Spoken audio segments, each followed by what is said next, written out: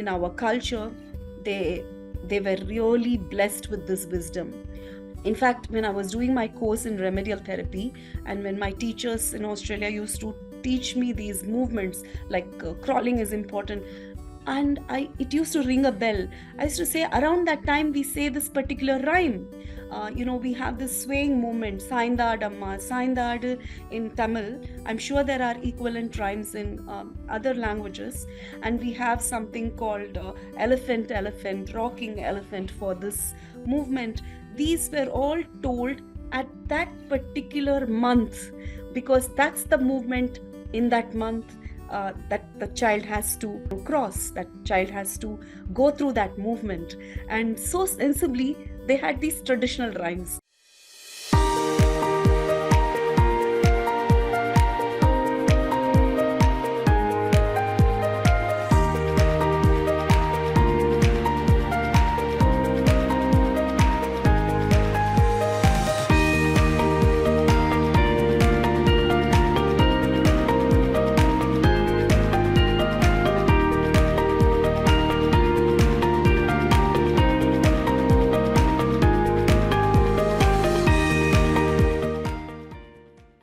The achievements of these milestones is indicative of the infant's motor development and provides a glimpse into their physical capabilities and progress.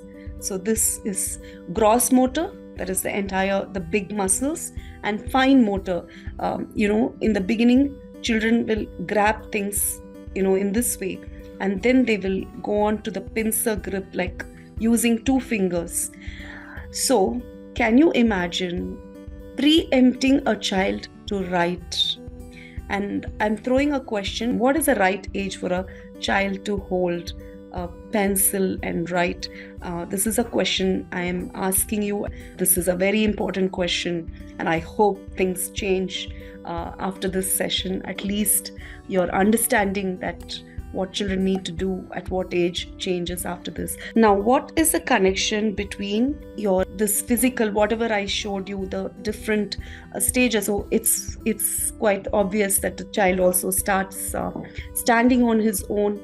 This standing in 2 legs, I want to mention, is something unique to the human beings. Of course, in circus, dogs and lions or elephants are also made to stand in 2 legs, but that's not natural to them, right? Only the human being stands on 2 legs upright with his spine erect, and it is the human being that can also think like an individual. We function as an individual. No 2 individuals, even the twins, are not similar entirely. They may look similar, but they are 2 different individuals. And I think it's not a coincidence that this standing upright and this ability to have discretion, this ability to have judgment and thinking and complexity in thinking, there's a correlation between these 2 faculties that we have. And against gravity, we are standing. We just take it for granted. Can you imagine when a baby raises itself against gravity? It's like climbing Himalayas. It's like climbing a Himalaya for him in that age. It's a big task. In fact, some children will look around and they will want to be applauded. I remember seeing many of the children, I have been infants, that they will say, "Look, I have risen," and clap for me, or celebrate this. And in Telugu tradition, each of these milestones were celebrated. In fact, in the appendix of my book, I have a list of sweets that are made for each milestone. Why did I put this list as an appendix even in my book? Is to know that traditionally there was a lot of wisdom in noticing these milestones and in rightly celebrating them. It's a big deal that this child has come to this stage, and we can't undermine this journey, these steps that the children take. So each step, I'm sure it was there, or it is still there in other cultures. but in the Telugu culture, they've retained it so beautifully, and I wanted to record it to show that not just pediatricians, but even our traditional, all our grandmothers had this wisdom and noticed all this, and they celebrated each milestone. So the milestones are like when the child starts cooing, they start babbling no words, and then when the child starts smiling first, and when the child turns over, and when the child starts crawling, and when the child crosses a threshold, and the first step a child takes. So all these were celebrated. How beautiful is that traditional wisdom? How so beautiful. Why are these important? Why did the traditional old people notice this, and why are the pediatricians asking us for this? Because this physical development leads to certain neurological development, and only when there is a neurological development can there be cognition, understanding, mental ability to comprehend. If you notice people who have some mental problems, sometimes people have certain difficulties. If you notice them very, very keenly, they will have certain physical disabilities. There may be a hip movement different, crossing. Have you seen children with learning difficulties do march past during an Independence Day or a Republic Day in the school? There is, at least in earlier times, there used to be a march past. Very often they will move the same leg and the same side leg and same side hand together, so the hip will go this way. Can you understand what I'm trying to show? Like the same leg and same hand will go, and whereas in a march past we have to cross. The left leg, when it goes forward, the right hand has to go forward. The crossing opposite. So when this has not happened, there will be a difficulty in not just reading and writing, but also in a whole lot of functional, even in the normal functioning of a person. Even for them to copy from the blackboard, so many problems will arise. There are also many other milestones like eye tracking of the eye, like from this side. You can just watch me doing it. Since we are not face to face, I can't make you do on each other or do it, but you can just watch me. So when I'm looking at my finger and I'm moving it, this is what is called eye tracking. Vis-a-vis, I'm going to show you the wrong method. So if I were to do this, can you see the difference what I am doing here?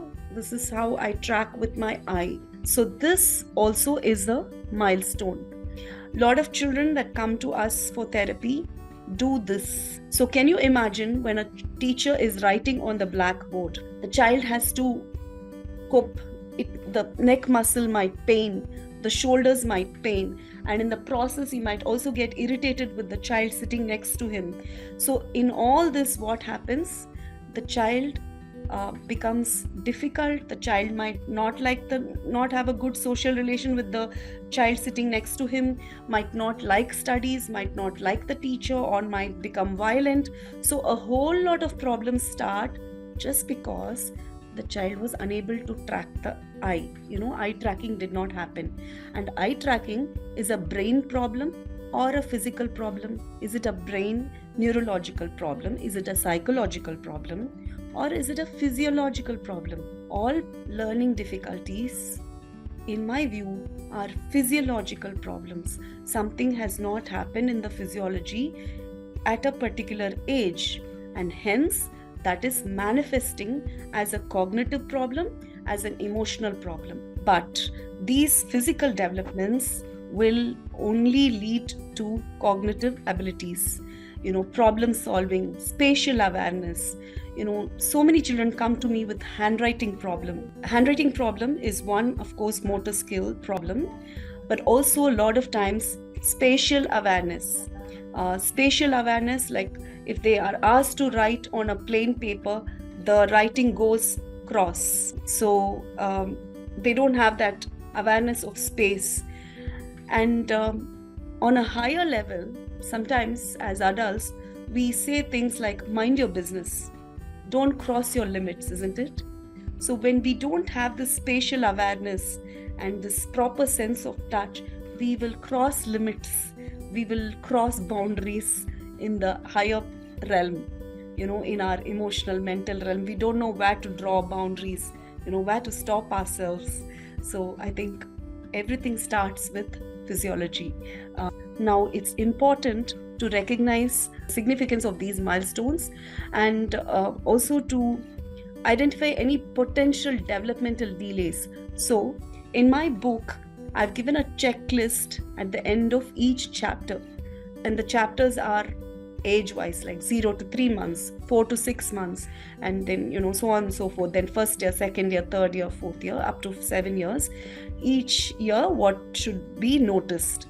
And of course, it's not like as though second birthday hote hi ye ho jana chahiye. We are not like a machine, we're not like that. But more or less around that age, it has to happen. I've also given a lot of parameters. What should we do for that to happen? So these are the things that we need to bear in mind.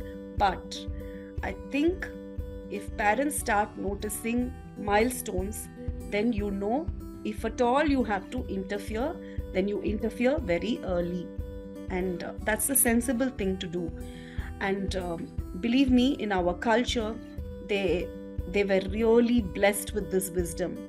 In fact, when I was doing my course in remedial therapy, and when my teachers in Australia used to teach me these movements, like crawling is important, and it used to ring a bell. I used to say, around that time we say this particular rhyme. We have this swaying movement, Saindad Amma, Saindad in Tamil. I'm sure there are equivalent rhymes in other languages. And we have something called elephant, rocking elephant for this movement. These were all told at that particular month, because that's the movement in that month that the child has to cross, that child has to go through that movement. And so sensibly, they had these traditional rhymes. So, this book started actually as a rhyme book that would correlate all these traditional rhymes. My teacher was amazed when I showed her the movement and I showed her the rhyme, the meaning of the rhymes. She said, this is like treasure. Put this all together, you will lose it. And I'm noticing that many young parents don't even know these rhymes. And there are in Marathi, in Telugu, in Tamil, Malayalam, such beautiful rhymes. And I've correlated, I've collected all this, and I've tried to correlate it with the chapters and place them. And I want parents to use these traditional rhymes. I've also given English versions of each, but I'm sure that it will nudge you to search what was practiced in your family, in your culture. I think that's so important to retain and pass on to our young children. And I want parents to bear this in mind and move forward. Parental involvement is very important. Yes, tummy time is very important, providing opportunities. And I want to share one small anecdote before I end. Recently, I was with a young mother in the family, and the baby was hardly 1.5, 2 years old, and the child was playing in the kitchen. They had bought vegetables for a big function, and a lot of us were there in the family. And the mother started, the child was playing with the potatoes and whatever, and it started putting it in a basket or pushing it out. And the mother said, 1, 2, 3, learn to count, this anxiety that I have to teach, counting. And the child just lost interest and just went away. And I didn't say anything, because I don't try to push my view unless I'm asked for it. But I was just thinking, isn't this what we are doing? This is just a small anecdote, and it's a very simplified example that I'm giving. But when we make children write, read, think early, we are preempting them to get sort of aversion towards learning. Yeah. So we'll move to our question answers. There is one lady who has a question. My baby is 11 months and she's not crawling. Any advice? One is if there was tension and there was a birth difficulty, that could be the reason, or sometimes not adequate floor time, sometimes not enough nutrition, you're giving the wrong kinds of foods and the muscles won't grow. And there could be various reasons. I cannot say just like that without seeing the child and without doing some tests, but it is important that you notice that this has not happened and seek some medical remedial advice. Mr. Shmel, please ask your question. Thank you very much. First, a very interesting presentation. And I want to ask you next question. What, according to you, impacts of social and economic well-being of the family on development child, on development different aspects of life of the child? Yes, I just repeat the question and just let me know if I've got it right. What are the implications of the social and economic status of a family on the child's development? Yes. So yes, financially, exactly. yes, financially, if it affects the diet of a child, then definitely there will be adverse effects. But otherwise, the environment, if it is healthy, not polluted, and if it is safe, I don't see any reason why it should affect. Socially, yes, if there is a lot of tension in the family, there could be very far-reaching repercussions. With even the best diet, if a child is living in a stressed environment, it cannot grow normally. So our next question is from Ms. Ketan. I see babies around 1 year who start walking early, having hooked knees. Is it because of early walking before the muscles and bones are developed enough? It could be, but I can't give a blanket statement saying that is the reason. It could be other reasons as well, but walking before the muscles and bones are ready will lead to that. Yes. And I've noticed a lot of parents are now sending their children to creches because they're working parents, and also they're putting them in schools early. What is your thought process on that? Yes, I was mentioning, I posed a question, how soon should a child hold a pencil, was my question, because my answer is going to be very controversial. And so I think when the milk teeth fall, that is when a child is ready for formal learning, instructed learning. So, but before that, going to a creche is not wrong in the sense, sometimes due to circumstances, they have to go. Ideally, it should not be there. A home is the best environment a child can grow in, a loving environment. But if there are so many, ifs and buts. So I will not say a creche is a bad idea. A creche which does not introduce formal learning, a creche that is child friendly, knows what to do at that age, is okay to send your child to. But when we start learning very early, it is like this: when you wake up before you've had your quota of sleep, what happens towards the end of the day? You become tired.